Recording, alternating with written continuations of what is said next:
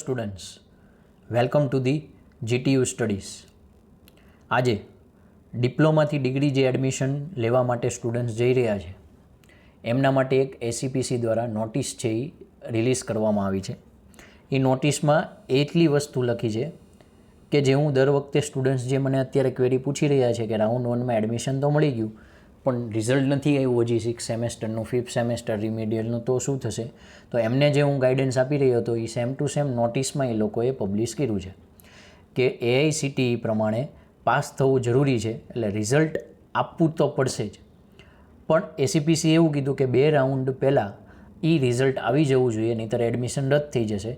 તો હું અત્યારે જેમણે પણ મને આ 2 દિવસ 5 દિવસ પહેલાં ક્વેરી પૂછી હતી અને જે જવાબ આપ્યો તો એ જ હું તમને અત્યારે વિડીયો થ્રુ કહું છું કે એ પ્રોબ્લેમ જીટીયુનો છે, એસીપીસીનો છે, સ્ટુડન્ટનો નથી. સ્ટુડન્ટ્સે એમને મહિના 1.5 મહિના પહેલાં એક્ઝામ આપી દીધી છે. હવે એમનું રિઝલ્ટ જલ્દીમાં જલ્દી એડમિશન પ્રોસેસ પહેલાં આપવું એ જીટીયુની ફરજમાં આવે છે.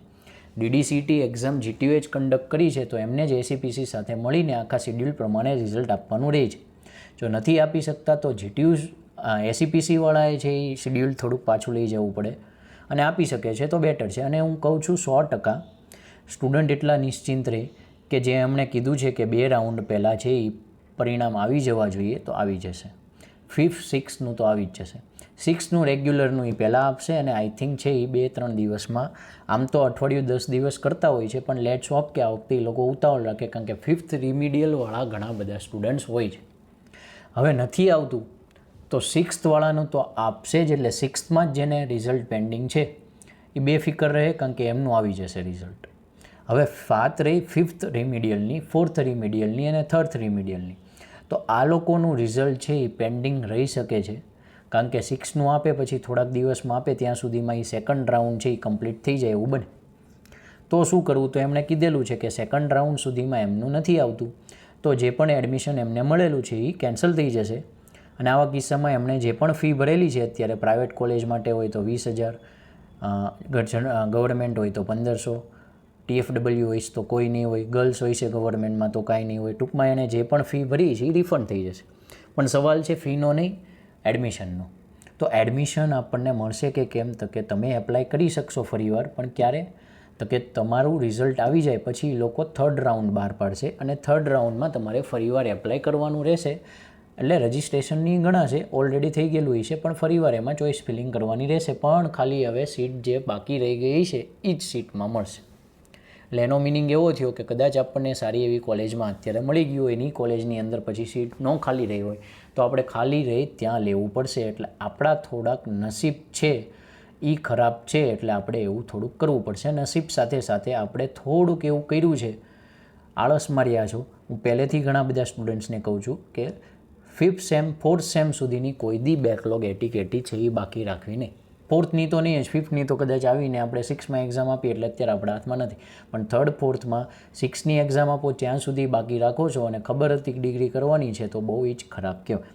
કારણ કે આવું દર વર્ષે થાય છે કે 3rd 4thનું જે રિઝલ્ટ છે રિમિડિયલનું એ 2 રાઉન્ડ પતી ગયા પછી જ આવતું હોય છે, એટલે એ લોકોનો સીધો વારો 3rd રાઉન્ડમાં આવે છે.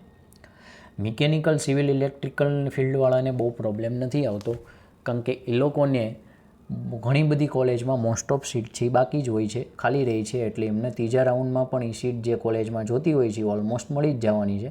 પણ કોમ્પ્યુટર આઈટીવાળાને આવી રીતે તકલીફ આવી શકે છે.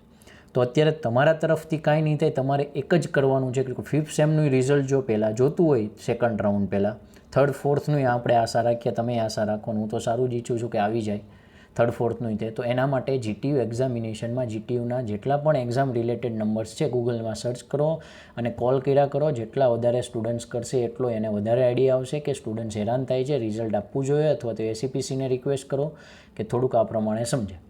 આ 2 જ ઓપ્શન છે. બાકી તમારા તરફથી અત્યારે ફર્સ્ટ રાઉન્ડમાં રિઝલ્ટ આવી ગયું છે એડમિશન, તો એ જો કન્ફર્મ કરવું હોય તો પહેલાં તો એ કામ કરો, પછી છે એ તમે રિઝલ્ટનું વિચારી અને કોલ કરો.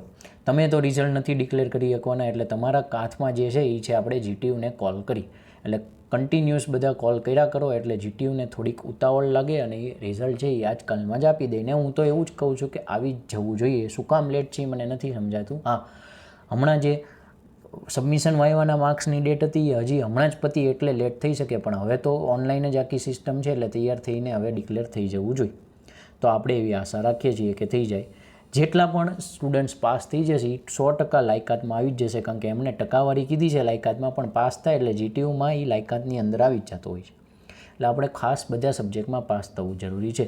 તો આઈ હોપ છે કે બધા જે એ પાસ થઈ જાય, રિઝલ્ટ આવી જાય, ત્યાં સુધી વેઇટ એન્ડ વોચ. અને જો કોઈ હજી ક્વેરી હોય, કોઈ પ્રોબ્લેમ હોય તો તમે નીચે એક વોટ્સઅપ નંબર આવે છે એમાં મેસેજ કરો, હજી હું તમને સમજાવીશ કે શું આમાં થઈ શકે.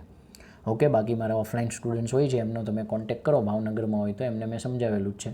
તો આ પ્રમાણે છે એ તમે આશા રાખીએ અને આપણે જોઈ રાખીએ. ઓકે, તો આઈ હોપ તમને આ વિડીયો સમજાણો હોય છે. બધાને શેર કરજો જેથી કોઈ મિસગાઈડન્સ કે મિસઅન્ડરસ્ટેન્ડિંગમાં હોય તો એ ક્લિયર થઈ જાય. તો આ પ્રમાણે જે એસીપીસીની જો નોટિસ ડિક્લેર થઈ હતી એ તમને જણાવવા વિડીયો ડિક્લેર કરેલો છે. ઓકે, વિડીયો જોવા બદલ અગેન થેન્ક યુ.